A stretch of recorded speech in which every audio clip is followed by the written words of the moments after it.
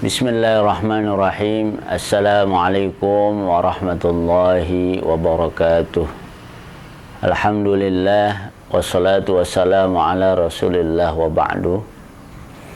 Di tengah suasana lebih banyak di rumah, tentunya bagi orang-orang yang beriman harus melihat setiap kesempatan sebagai peluang untuk melakukan sesuatu yang Allah ridhoi. Fa idza faraghta fansab, ketika selesai melakukan aktivitas, berlelah-lelahlah untuk melakukan tugas yang lain. Karena itu pada hari ini kita akan coba memanfaatkan media sosial sebagai sarana berdakwah. Kaitan dengan wabah COVID-19 yang sedang melanda dunia, ada satu hal yang menarik untuk bisa kita jadikan sebagai ibrah perjalanan hidup kita.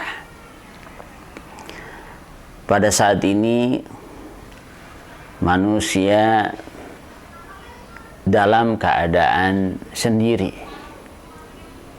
Kesendirian menjadi bagian dari hidup sebagian besar umat manusia. Ada yang sendiri di tengah keadaan yang cukup sehat bersama dengan keluarga, tapi terpisah dengan komunitas yang lain.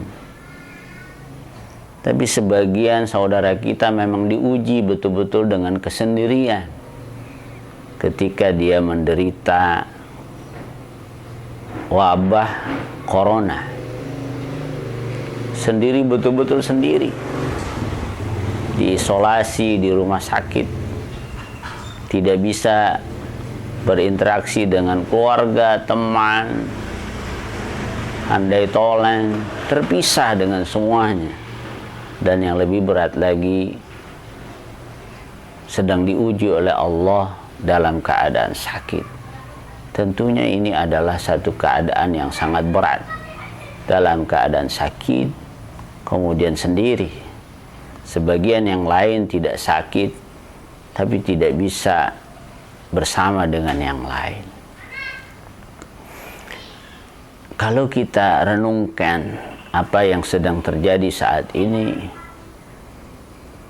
ternyata kita bisa mengambil ibrah dari ayat Al-Quran terkait dengan bagaimana hidup manusia nantinya ketika kembali ke akhirat.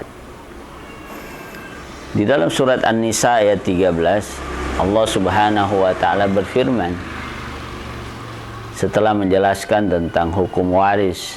Di situ dijelaskan, tilka hududullah, itulah aturan Allah. Wa may yuti'illaha wa rasulahu yudkhilhu jannatin tajri min tahtihal anhar. Siapa yang taat kepada Allah dan Rasulnya akan dimasukkan ke dalam surga yang mengalir di bawahnya sungai-sungai. Khalidina fiha, mereka kekal di dalamnya. Wa dzalikal fawzul azim, itu adalah kemenangan yang besar. Kita lihat di dalam ayat ini diawali dengan kata waman, kemudian yudakhilhu, ada kalimat bentuk mufrad. Tapi kemudian ketika masuk surga, khalidina fiha, mereka bersama dengan yang lain. Bersama dengan yang lain adalah keniscayaan dalam surga. Semua ayat-ayat yang berhubungan dengan keadaan di surga, orang-orang yang beriman selalu bersama dengan yang lain. Mari kita perhatikan ayat berikutnya. Wa may ya'sillaha wa rasulahu, siapa yang tidak taat kepada Allah dan Rasulnya, wa yata'adda hududahu, melanggar batas-batas aturannya, yudkhilhu naran, dia dimasukkan ke dalam neraka, khalidan fiha, dia sendirian kekal di dalamnya, walahu adzabun muhin, itu adalah azab yang menghinakan. Walaupun ada beberapa ayat yang lain yang menjelaskan bahwa orang-orang kafir pun khalidin, tapi di dalam ayat ini Allah menggunakan kalimat atau menyebutkan keadaan orang kafir khalidan, dia kekal.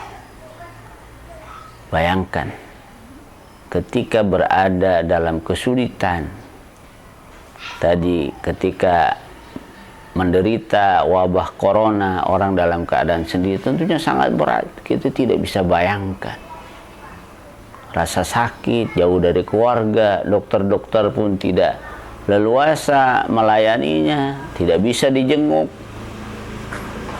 putus semua. Itu baru di dunia. Yang berat adalah mereka yang ada di neraka akan kekal sendirian di dalam neraka. Berarti ada rasa sakit, kesengsaraan yang bertambah. Kebersamaan dalam surga adalah tambahan kenikmatan. Kesendirian di dalam neraka adalah tambahan dari hukuman Allah Subhanahu wa ta'ala kepada orang-orang yang bermaksiat kepadanya. Semoga bermanfaat. Assalamualaikum warahmatullahi wabarakatuh.